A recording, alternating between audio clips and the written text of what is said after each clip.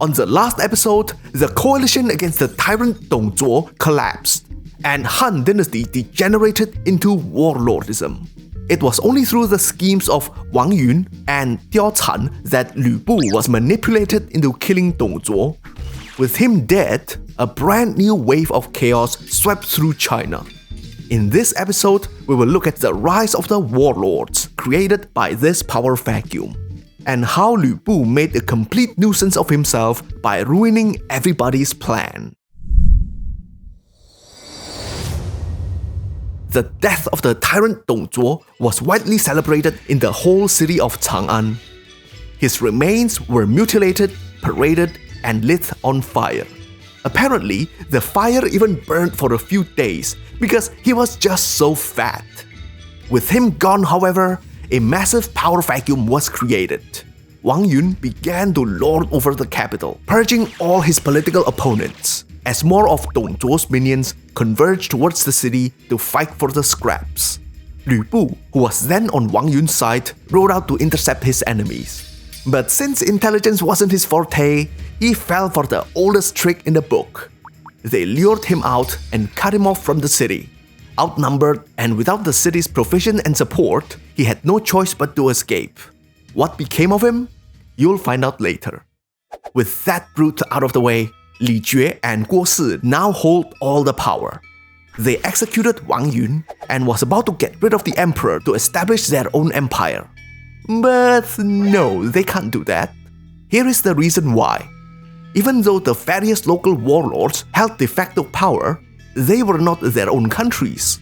Their rank as governor, general, and the authority that comes with it still relied on the emperor's appointment.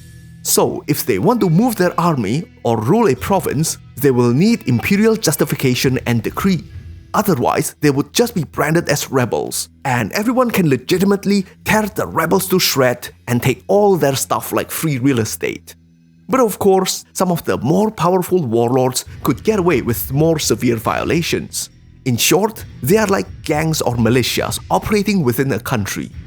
Li Jue wanted to start his own dynasty, but he had to diminish the emperor's authority over time if he wanted to do it safely.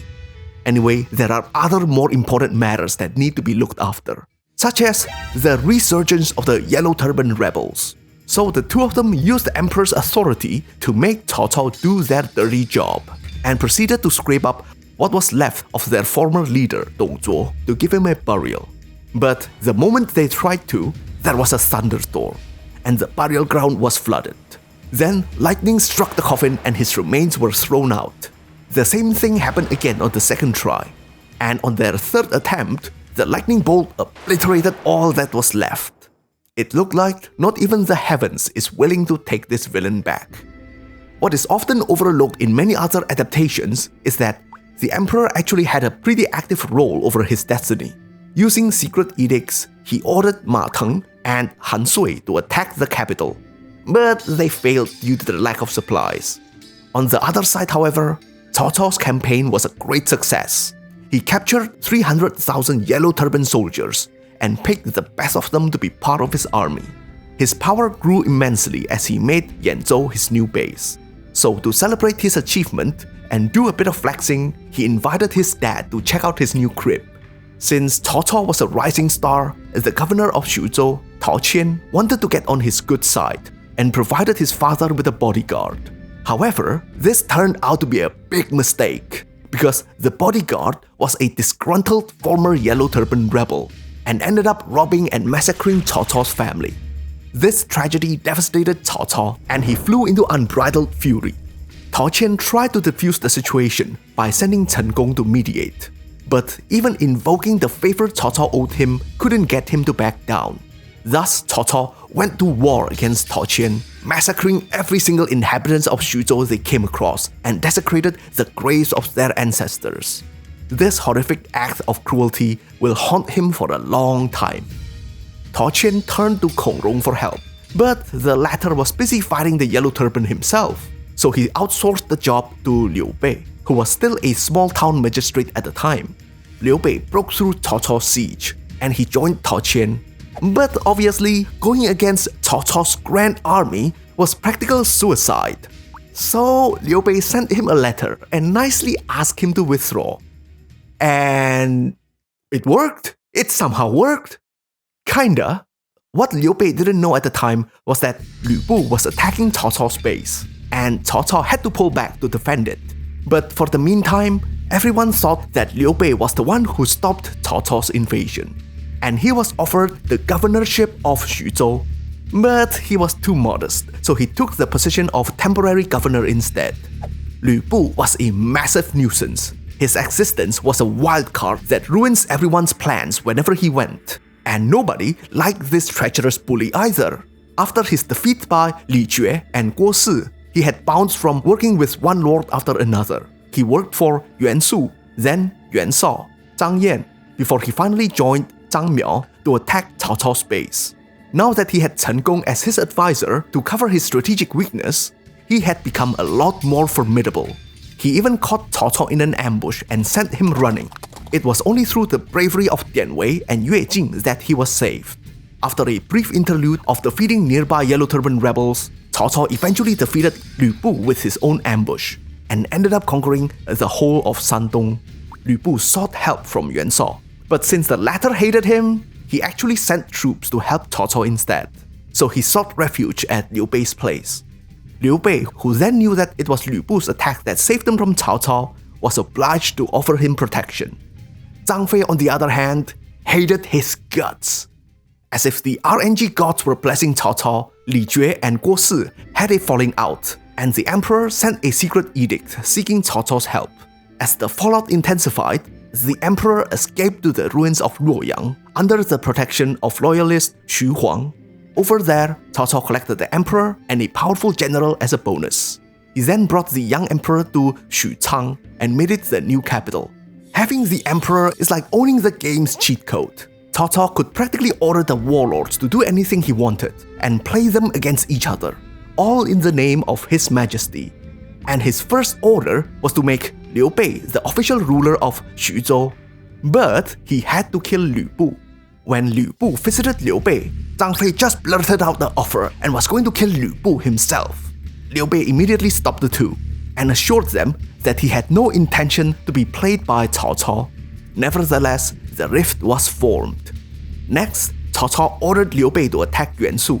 Who does this upstart Liu Bei think he is? How dare he try to attack me when I was planning to attack him first? Since he can't disobey imperial order, Liu Bei reluctantly agreed and left Zhang Fei to guard his base. He made him promise to stay sober.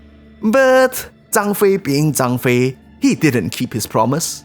In his drunken rage, he had an altercation with Lü Bu's men, and soon it escalated into Lü Bu taking over the territory and sending Zhang Fei running.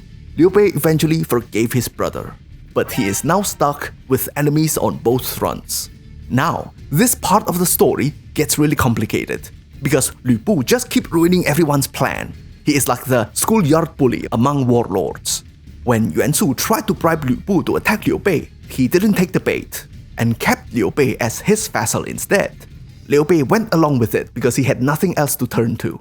Meanwhile, at Yuan Su's place, Sun Ce, the son of Sun Jian, was discontented serving under him. In order to pave his own path of success, he borrowed 3,000 troops and 500 horses from his lord, with the heirloom seal of the realm. His excuse was that he wanted to save his family who was having trouble with Governor Liu Yao. Yuan Su was none the wiser. Along the way, he was joined by his friend and sworn brother, Zhou Yu. After a hard and long fight, he recruited the freelance general Tai Sici and ended up conquering a large swathe of land beyond Liu Yao's territory. So that's how this 20-year-old young man earned the nickname Little Conqueror. Up north, Yuan Su still wanted to finish Liu Bei off. This time, he sent Lü Bu a gift of grains so that he won't defend Liu Bei. But denied. Lü Bu ruined his plans anyway.